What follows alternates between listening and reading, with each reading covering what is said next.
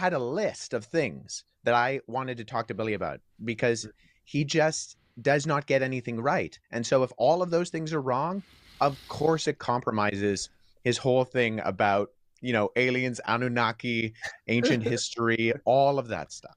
So let's set up the let's go ahead and set up. Actually, there might be some help for Billy Carson. Let's talk about it. In Genesis 10:8, we learn about Nimrod. Now, Nimrod was a mighty warrior and a hunter who had kingdoms in Babylon. If you go back to Genesis 6:4, it talks about Nephilims and giants and all of that. Now, a lot of scholars and theories will connect Nimrod to Gilgamesh, the legendary king of Uruk. Bam, there he is right there. Do you see this man holding a fucking lion, a full-grown lion?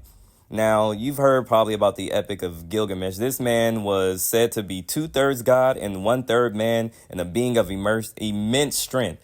Now, fast forward to the Saddam Hussein era of Iraq. This is all important. Saddam was obsessed with ancient Mesopotamia. He saw himself as the reincarnation of Nebuchadnezzar II, the Babylon king who built the Hanging Gardens. Now, this is Nebuchadnezzar's temple.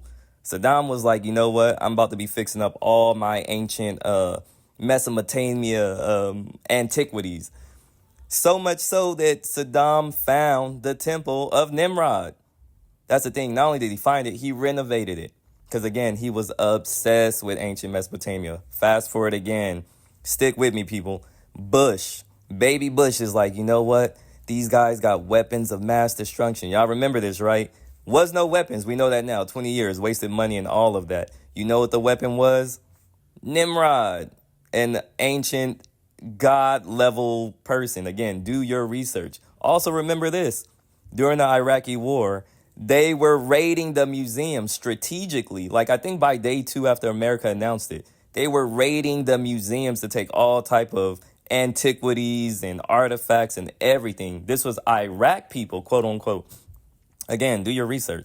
They took a lot of stuff. If you really want to know the shady stuff behind it, just go and look up like Hobby Lobby, stolen antiquities. They were in a lawsuit. They were trying to buy stuff and put it in the Museum of the Bible. Sounds very godlike, right? You know, the Vatican, stolen artifacts, the Crusade. I can go on and on. So again, remember this. This is all key important to showing a little bit about what Billy Carson was trying to say. Now, if you look at these videos, you can see like they're just showing a lot of the recovered stuff. Now, fast forward. Someone leaked this video of Nimrod. Look at this.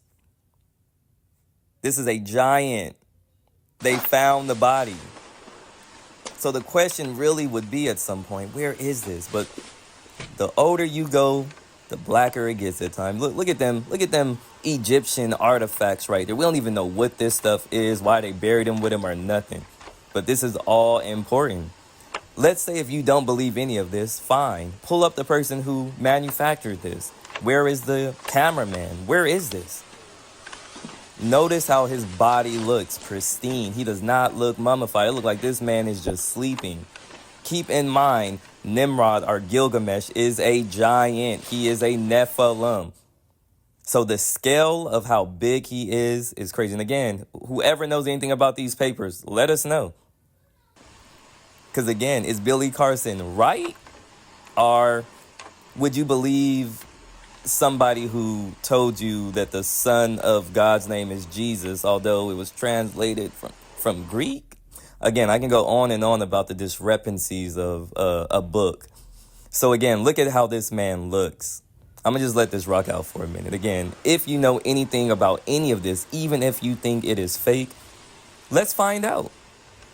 They're calling things drones at the moment. Before we even get there, let's address this. How do we know that people aren't coming back for this? So again, they found the body of Nimrod. This is important to Billy Carson's claim. Again, this man's a giant. So look at all of these artifacts. Look at his body. And again, I love that we're seeing some of this Egyptian stuff buried with this man, which just lets us know that the Egyptians were on to something. Or they knew something about the afterlife. Or the importance of it. So again, if you think this is fake, then let's find out who crafted these items or what production company came up with this. Also, again, anytime I hear that, I also have to challenge people when it comes to the Bible. I know that's hard to swallow. Oh, let me fast forward a little bit again.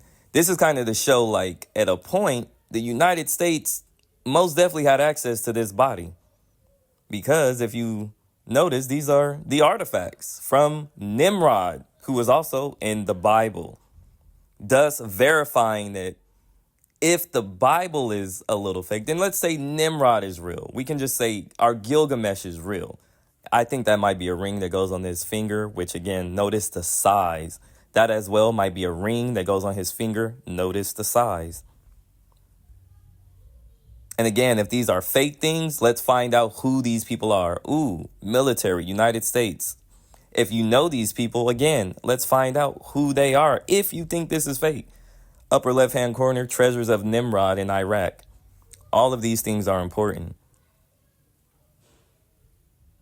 Again, Gilgamesh, look how big this man was. And again, if you know these people, please let it be known. CID unit in here, that's Criminal Investigation Division, and they're processing the area for fingerprints and other items of evidentiary value. As yet, no one knows who the thieves were, or even how much was stolen. The agents believe that the looters had inside knowledge, so today they're fingerprinting the museum staff. Somebody had specific information to go to that location. It's obvious because no other spot in this magazine was touched. If the American forces had secured the museum a week earlier, the tragic events that unfolded here may never have happened. The U.S. is now guarding the entrance to Iraq's National Museum. But the damage has already been done. Televised scenes of the empty museum and the grief of the museum staff became a symbol of America's failure to protect the country it had occupied. Reports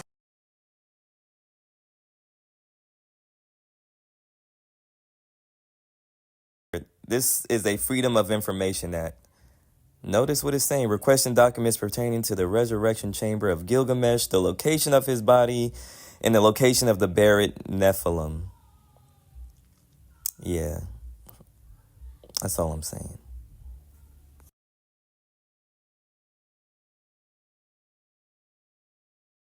So here's the thing. Either Nephilims are real and we can match that with the Bible, or Anunnaki is real and we can match it with the Bible. But one more thing. It may be small, but this 3,500-year-old tablet has immense cultural and historical value. And after 30 years, it's now back in its rightful home. The ancient artifact, known as the Gilgamesh Dream Tablet, was formally handed back to Iraq by the United States on Thursday. The clay tablet, carved with cuneiform characters, a system of writing used in the ancient Middle East, was first discovered in 1853 near Mosul. Written on it are extracts from the Epic of Gilgamesh. So if you have any levels of integrity, and if you want to just do theology, then Billy might be right. Either way, hide your flock.